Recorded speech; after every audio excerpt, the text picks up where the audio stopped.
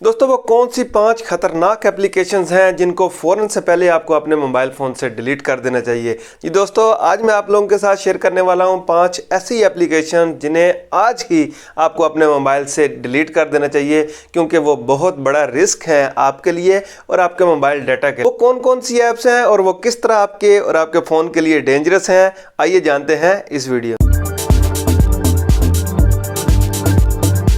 दोस्तों नंबर 5 पे जिस खतरनाक एप्लीकेशन को मैंने रखा है उसका नाम है यूटोरेंट। अगर आपके फ़ोन में यूटोरेंट की ऐप इंस्टॉल हुई है तो उसको फ़ौरन से पहले डिलीट कर दें।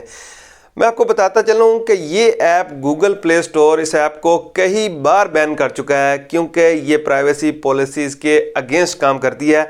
ये बहुत सारा आपका ऐसा डाटा लीक करती है, ऐसा शेयर कर देती है थर्ड पार्टीज़ के साथ जिसका आपको पता भी नहीं होता।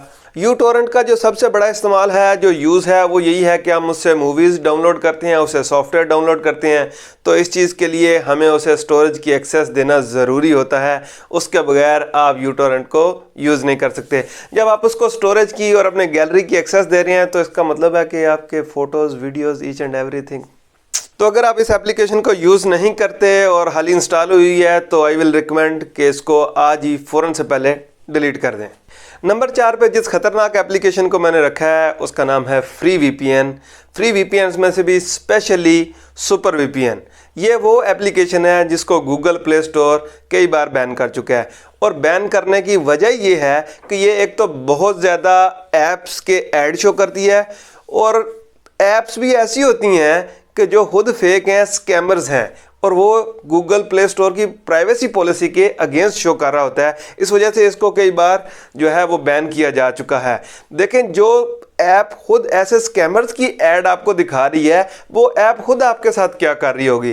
तो आई रिकमेंड कि ऐसी ऐप्स को फिलफौर अपने मोबाइल से निकाल देना चाहिए। दोस्तों नंबर 3 के ऊपर जिस खतरनाक एप्लीकेशन को मैंने रखा है वो है इनबिल्ट वेब ब्राउज़र्स। जितने भी आप मोबाइल लेते हैं, वीवो के, ओप्पो के, ये जितने भी ब्रांड होते हैं, वो हर किसी ने एक अपना ब्राउज़र जो है उसके अंदर बनाया होता है।